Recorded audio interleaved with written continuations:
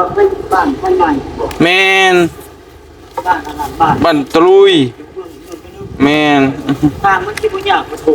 เบิ่งสภาพรถนี่แล้วพ่อโอ้ฮานโอ้ยเรียบร้อยเลย ร้อยละสิบเดซิมูเล่เลยจะมีไข่ดาวพ่อโอ้ซ่อนกันมีใครดับเบิ้ล2ไข่แซ่บ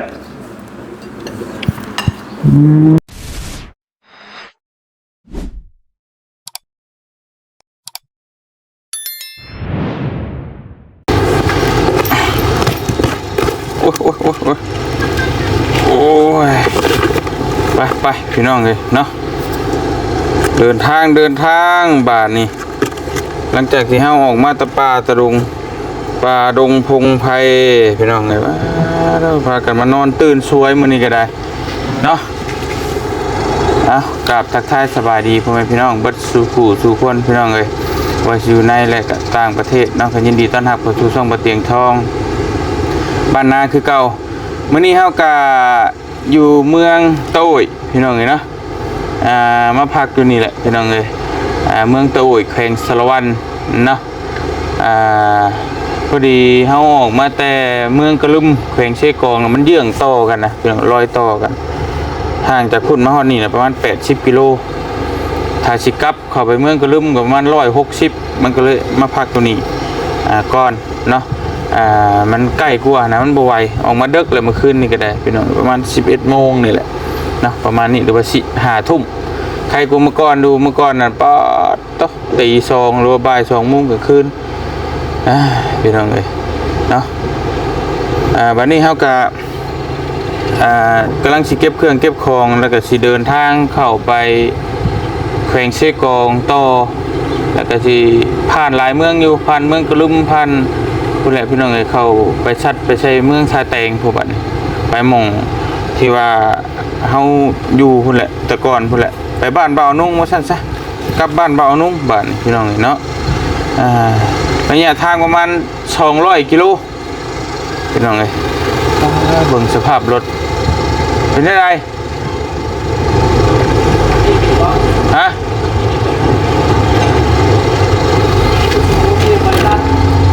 ฮะไปชื่อส่งไหมวะว้าเท่เว้ยไม่ส่งแต่บ้านนี่หนาวดิส่งแต่บ้านนี่เอาส่งมาหน่อยป่ะ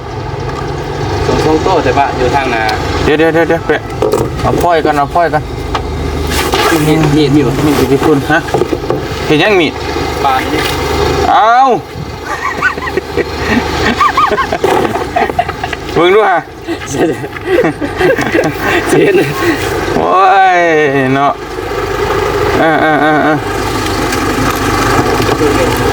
มีดคัตเตอร์นี่แล้วตัดปลายมันออกช้าอยู่วะบอกแล้วตัดปลายพุ่นแล้ว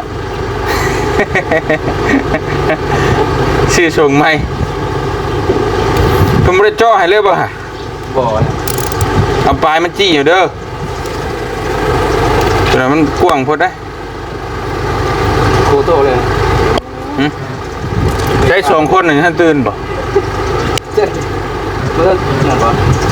ไม่ได้กว่าป่ะบอกแล้วขบจักของเพิ่นจักของใดบุนั่นเลยเนาะเอาพ่อยมานี่ก่อนพ่อยมากวดโอ้โหขี้ฝุ่นกิโล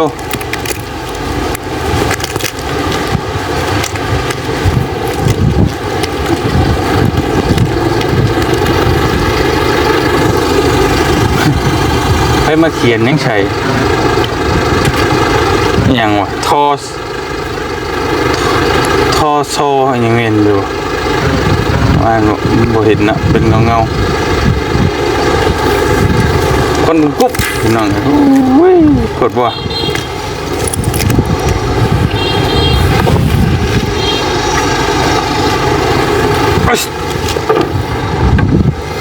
เอาไปบ้านครับก่อนเด้อ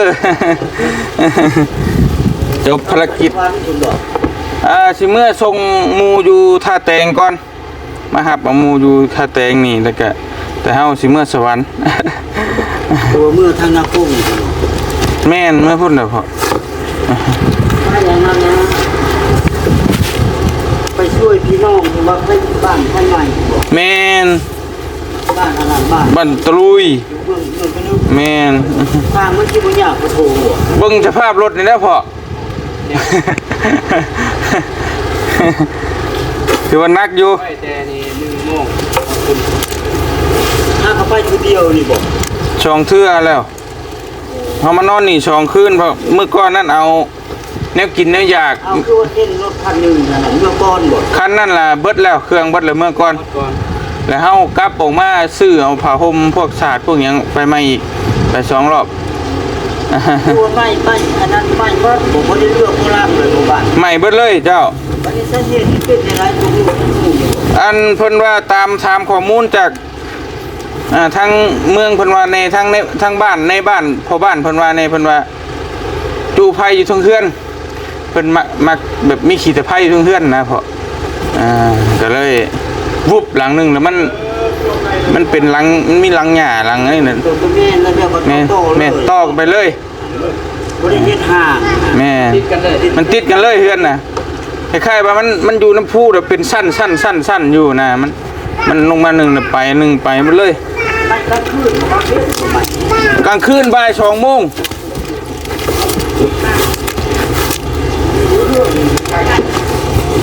โอ้ยเส้นใดเส้นหนึงก็บ่ได้นั่น มีมันก็บ่ทันหรอกแม่น มันบ่แม่นคือรถอันนั้นแบบรักเครื่องอันเฮานั่นเลยหันแม่นอันนี้โคตรเดียวเฮาซะนี่เฮาเลยใส่เราสิมาเก็บ ฮะเอ้าบ่โอ้ เฮ้ยเราเบิ่งคลิปเจ้าทุกคลิปเลยไอ้เอ้ยจะยุ่งนะ เบิ่งเฉยเนาะอยู่พี่กันเนาะโอ้ มีละเห็นคนช่วยหลายอยู่เลยมีช่องพ้นอยู่ไปอันนั้นนะไปอยู่เมืองไทยไปโคอยู่อันนั้นอันนี้ แม่นอยู่อันนครแก่น3 มันเป็นข้างอันนั้นหัน ข้างใครน้องโม บ้านนั้น ฮะ นางโมอ่ะ อยู่บ้านนาแพกอยู่พุ่นอยู่สวรรค์พุ่นแหละ วันนี้อยู่กับอยู่เล่าเฮาจากโคชมานั่นเขาก็เฮ็ดตื้อหน่อยเกิด โดย แล้วก็มีอันนั้นนะคือที่มีเห็นลูกอันนั้นนะลูกนั่งอันนั้นหันมันเป็นปากอันนั้นนะเนาะลูกเป็นลูกน้อยๆแบบว่า อ๋อน้องสิงไส้ฮะ แม่นเลย เด้อ คนบ้านได้อีกนะ อันนั้นก็อยู่บ้านหนองหอยเมื่อ มันจำโพนบอก บ่เมืองอัศพังทองดงเห็น วันนี้อยู่พ่อก็เบิ่งอยู่อันนั้นนะ อืม ดอกตัวอยู่อันนั้นบ่อันนั้นก็น่าว่ะ อันนี้ก็พอเอิ้นทีมงานไป มันสวยนะ ยังอันว่าพ่อเพิ่นทำให้พวกลูกก็ย่ามพ่อเพิ่นปะแต่อันนั้นไปเอาเมียใหม่เป็นทหารนั่นน้องยังบ่ตู้บ่มีหยัง อ๋อพอบ่ประตูนหันเอิ้น บ่ตู้ก็มา บ่ได้มาพอ พ่อเพิ่นเอาย่าง อันน่ะพ่อบ่แม่นเจ้า อิสราเอล เมืองทางเข้าไปแต่ก่อนน่ะลืมเลย เล่นพวกลูกอันนั้นจะเป็นกับพ่อมันจะชื่อเลยเนาะคือว่าพ่อคือชื่อไปยังไง แม่น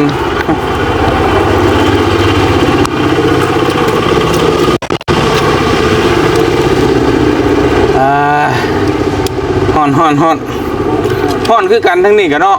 โอ้ย คิดว่าฮ้อนอยู่แต่สวรรค์ชิปปี้เมื่อล่างหันธรรมดาจะได้โตอยากว่าอยากซ้ำเมืองปักซองอันนี้ปักซอง อ๋อซ่องเด่นหนาวเฮานี่ ที่5 ปีชิปปี้มานี่ฮะเริ่มจะว่าตัดใหม่ใหญ่อย่างนั้น อ๋อแม่นแล้ว มาโจะอันนี้โจะผู้ตรงเฮ็ดโบทันที่อยู่กระลึก โดย กระลึกเก่าได้นานมากเลยหอมจะสร้างคารวันกัน อืม ก็กลางคืนขับมาเลยก็นอนบริตุ้มไปห่มบรินางแต่เดี๋ยวนี้นี่คือกันกับคารวัน โอเคใช่ มีมุ่งอยู่ท่าแต้งพุ่นเนาะ โดยสเต็กน้องนี่ก็อยู่ปักช่องนั่นแหละปักช่องเด่นหนาวหั่น ใช้อันนั้น ร้ายอยู่กับ อ๋อ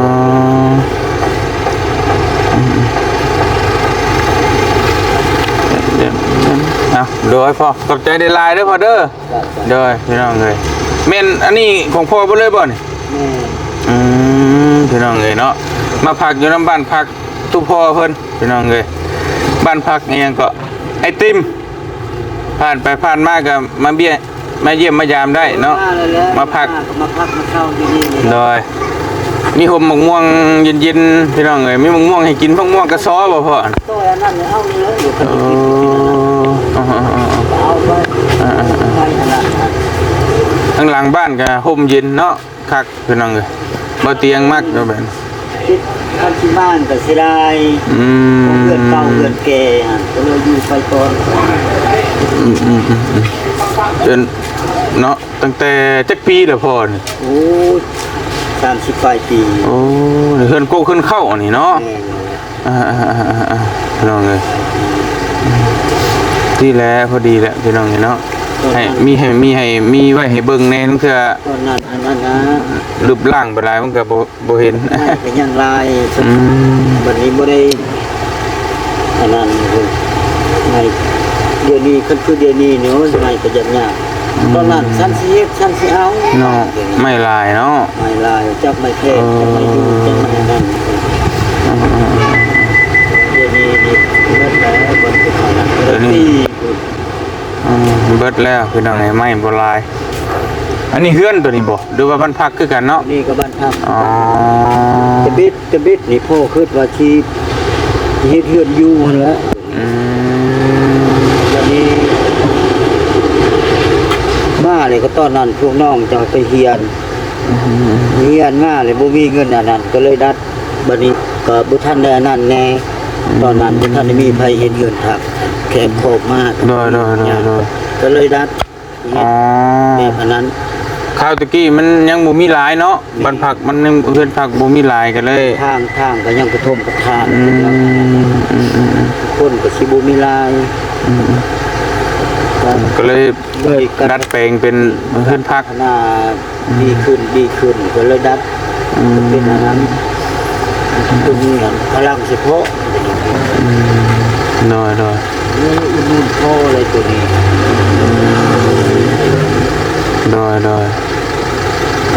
คือทางนี้เนาะอันนี้ก็มาพักอยู่มองบ้านพักตู้พ่อเพิ่นพ่อชื่อว่าได้ก็ขออนุญาต พอมินทา พ่อมินทาเนาะคือน้องเอ้ยอยู่เมืองนี่เลยเนาะเพิ่นมีบ้านพักอยู่นี่หรือว่าเพื่อนพักห้องพักบ่เตียงก็มาพักอยู่2คืนแล้วกับทีมงานเมื่อคืนก่อน8คนแต่ว่าบอลลี่กับเบาเหย้าบ่เจ็บกลับก่อนยังเหลือ5คนบัด นั่นนะทางนี้ก็ทำงานทำแบบ แม่นน้องชายเมื่ออยู่พุ่นคือกันเพราะว่าถ้าเฮานี่มาอยู่บ้านหมู่นี่นะมาพักแถวใกล้หันแล้วก็มาอยู่ประมาณจักน่าจะอาทิตย์นึงนี่แหละแล้วบัดนี้เฮาก็สิกลับมาส่งเพิ่นก่อนแล้วก็ลิ้นน้ำเพิ่นจักมื้อจักใดแล้วก็นั่นจักสิมื้อนะประมาณนั้น เพราะว่าเพิ่นอยู่ท่าแตงหมดเลยนะมีแต่เฮากับเบาลี่กับเบาเหย้าหั่นที่ลงมาแต่สวรรค์3คนแล้วก็น้องชายนี่อยู่ปักซองแล้วก็เฮ็ดเวียกนํกัน บ่เคยมาแต่เครือเฮากับข้างทำอิฐมึงตัวเองนี่ ขึ้นไล่เลยก็ลงไปทางอันนั้นขึ้นไปทางทับแจ้งปากซองถึงเนาะ โดยปักซองก็เลยลงพุ่นเลยนะอัตตปือก็ลงฮอดอยู่แต่ว่าอยู่นี่แบบบ่ได้แวะเข้ามามันทะลุไปเมืองน้องได้เนาะพ่อเนาะ โอ้ยได้ทางกูย่าง สบายอยู่บ่ สบายเลย โอ้ ทางกูย่างตะกี้นี่ทางบ่ทันอันนั้นโอ้ยยาก อ๋อ บัดนี้ทางกูย่างแต่นี่ชดทางอันนี้นี่แหละทางเล็กที่ อย่างเลยเนาะ สิหานี่กูย่างมีอันนั้นที่หมดเมืองนองออกจากเมืองนองก็เข้าไปอันนั้นนะบ้านดุงแล้วก็เข้าไปอันนั้นแล้วบัด ถ้าฮอดเมืองนอนน่ะเฮาจักอยู่ โอเคพี่น้อง แต่นี่ไปเมืองนองนี่ก็ประมาณ50ป้ายนี่แหละ โอ้ก็บ่ไกลแท้เนาะ ไปประมาณ57 58นี่แหละทั้งนั้นแหละ บัดนี้คันเขาเฮ็ดมาทางตัวนี้อีกทางตัวนี้ไปโชดอยู่บนอันนั้นสามแยกตัวนี้นี่อันนั้นไปอันนั้นขั้วตัวนี้นี่ได้เห็นบ่นั้น โดย คันไปโชดตัวนั้นนี่ก็แห้งสบายอีกบัดนี้ของเขาเร่งทางอันนั้นทางโฮจิมินห์นี่ โอ้พี่น้องเนาะก็โอกาสหน้าตั้งแต่แบบขึ้นมาทั้งเชฟโปนแล้วโค้งมาทั้งเมืองน้องแต่เขามาพี่เลยสมมุติว่าสินะ หรือ แต่ว่าเฮา เวียดนามหรือไปสมวยเข้าเมืองสมวยเขาออกไปหาดเลย สมวยไปทั้งนี้เนาะ แม่ อ๋อ ทางนี้นี่ก็เป็นทางคิมหานี่แหละไปสอดแสดงอะไรเมืองสมวย ตรงไปเลยก่อนสิเข้าเวียดนามเนาะฮอดสมุยก่อนเนาะ แม่ อ๋อโอเคแต่นี่ไปสมวยก็ประมาณ50ป้ายคือกันกับเมืองน้องคือ อ๋ กั อน บัดนี้เต้สมวยไปหาด้านอะไรนี่ก็ประมาณ8วัด โอ้แสดงว่าเมืองสมุยนี่ติดเวียดนามเลยเนาะ ติดแล้ว โอเค ติดเวียดนาม เอาพี่น้องเลยไปชนะพ่อเขาขอเดินทางก่อนเด้อดูขอบมุกขอบใจได้ลาย ไปพี่น้องเลยบ้านนี้มาพักเพื่อนตู้พ่อเพิ่นเนาะไปมันเป็น FC ว่าซั่นพี่น้องเลยใส่แหละวิจิรี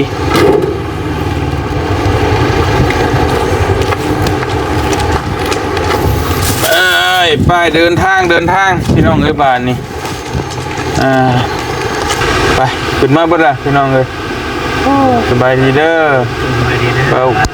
กูฮานโอ้ยเรียบร้อยเลยเด็ดสมุลีเลยพี่น้องเอ้ยว่าไปหาลักกินของหวานลายบ่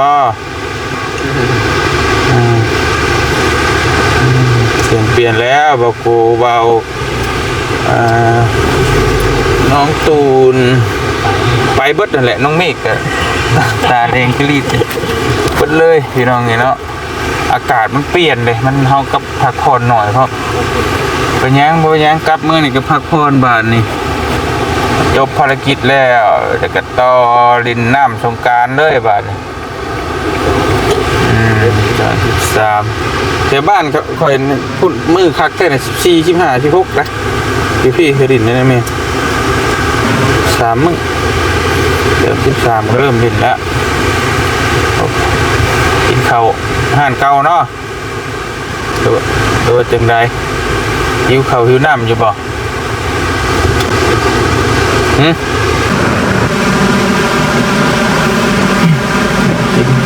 กินต้มส้ม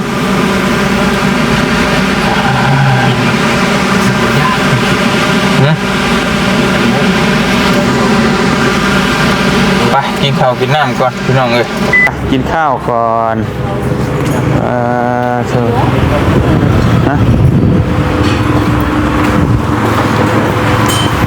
มีอันยังกินเนี่ยมันนี้พี่น้องเอ้ย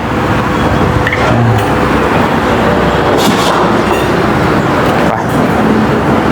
โดยสั่งก่อนก็ได้นั่งก่อนก็ได้สั่งก่อนมานั่งก่อนก็ได้มาพี่น้องห้านเก่าห้านเดิม ข้าวห้อนหรือข้าวเย็น ฮะ ข้าวห้อนหรือข้าวเย็น สร้างว่าใช่ไหม เอามาเลิกได้กินเย็นแล้วนะ อ๋อ คืนนี้ พอดี บุญเยอะ เครื่องห้อนเครื่องเย็นสิห้อนกับบ่ห้อนสิเย็นกับบ่เย็นนั่นนะพอดีอุ่นๆโอ้ยพี่น้องเอ้ยมาพี่มานั่งพี่ให้น้องเมฆนั่งโอเคนั่นแหละพี่น้องเอ้ยเนาะ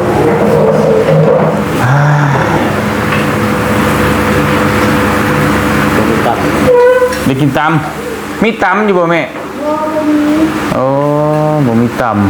ำจะอยากตำบ่ กินข้าวผัดเลย ค่อยย่อมแล้วค่อยตำสั่งกันก็ได้กินยังตั้ง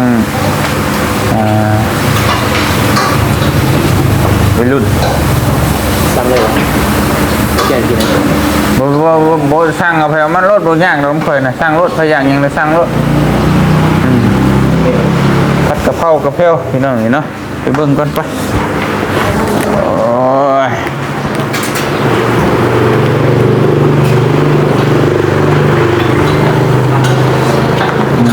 ข้าวขาหมูมีอยู่บ่ข้าวขาหมูเรากำลังแกงหมูพี่น้องนี่เนาะแล้วก็สิ้นแห้งสิ้นหลอด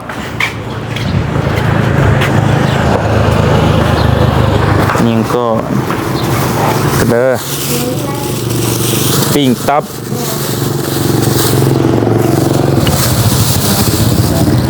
ปิ้งไก่ที่กินเนี่ยพี่น้องเลย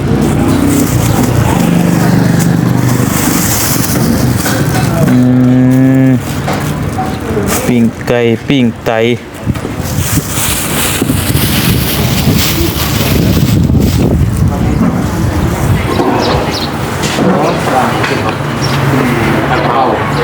เขาอยากให้กับพี่น้องจะเข้ากินข้าวหมูต่อแบบกินข้าวเผื่อได้คนละบอกเขาอยากแล้วกินข้าวหมูนั่น ขาหมูก็ได้เนาะขาหมูแต่ว่าบ่มันเด้อแม่ของเฮาบ่มันขาหมูไม่มันโอเครู้เรื่องบะโกยังบะโกข้าวผัดข้าวผัดยัง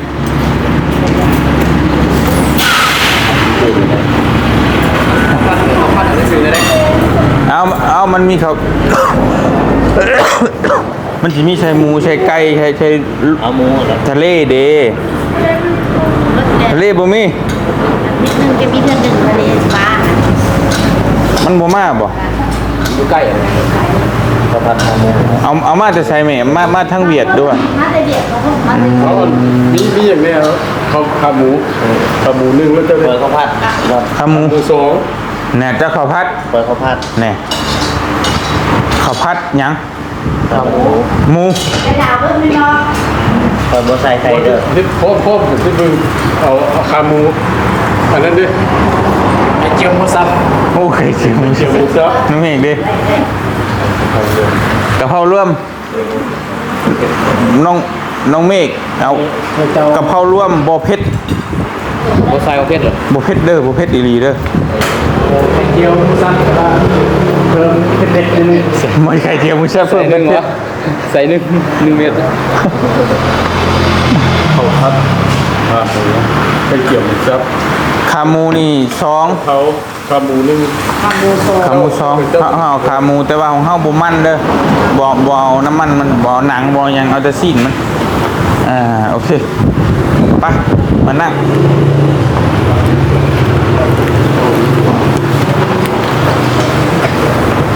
พี่เบานุ่ง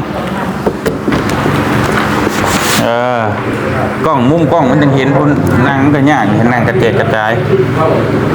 มากินข้าวห่านเก่าก็สบายบ่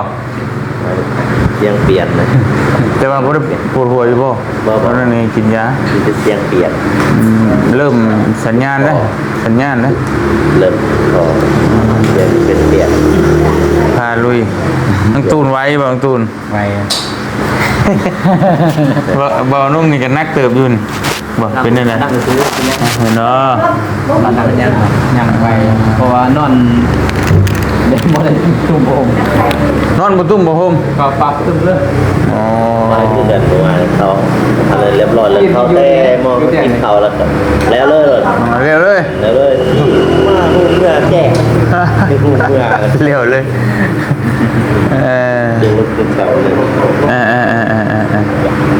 มากขึ้นบ่ได้เลยข่อยบ่ได้คือเก่าเลย2 โมงกว่าแล้วข่อยนอนคืนนึงเมื่อยกันได้คือเก่าเคยหน่อยนะน่าจะนอนไปแล้วเขาเป็นยังเขาของเนี่ยโทรศัพท์แล้วก็รับเลยอยู่เรียบร้อยเลยอันนั้นเขาออกมาไม่สิ้นเหงครับกระโดดปะไว้เลยมันอัพไปสิอุ่นบ่บุกจากแล้วอุ่นได้บ่ใช่มันเหงเลยแต่บุญก็ตะวัน ถ่ายกับเขาแป๊บนึงพี่น้องเลย สั่งที่ชิม มาแล้ว มีระดับ โอ้โหไข่เจียวหมูสับจะมีไข่ดาวพวกโอ้ซ่อนกัน มีใคร ดับเบิล2ไข่คักจัดเต็มนี่น้องเอ้ยเขาว่าเอาไข่ดาวนะบอกเขาเป็นยังมาพี่น้องเอ้ยกินข้าวขาหมูน้ำกันข้าวขาหมูตุ้ยพี่น้องเอ้ยข้าวขาหมูเมืองตุ้ยแซ่บตอนนี้2 โมง ครับเที่ยงพอดีกินข้าวเที่ยงเลยข้าวเช้าเฮาเนาะมาครับกินข้าวกินน้ำแล้วก็จะออกเดินทางเลาะเมื่อบัดนี้เนาะทางทีมงานพากันเลาะเมื่อเบาดีกับเบาเหย้าเบาเจ็บเมื่อก่อนแล้วเราก็จะเลาะเมื่อน้ำลางพี่น้องเลยขอบมุกขอบใจขอบบุญขอบคุณในรายFC บัจจุกุทุกคนที่ติดตามและก็หักแพงเนาะขอตัวกินข้าวกินน้ำกันเด้อพี่น้องเด้อบัดนี้เนาะเดินทางต่อฮอดเชกองกับหัวจังมุงพี่น้องเลยสำหรับที่นี่บนเตียงขอตัวชกที่ไปกินข้าวก่อนนะพี่น้องเนาะอยู่ดีมีแห้งบัจจุกุทุกคนบัดนี้แซ่บป่ะคัดจังหวะเบิ้ลมาเด้อสบายดีเด้อพี่น้องเด้อมากินข้าวน้ำกันบัดนี้แซ่บๆ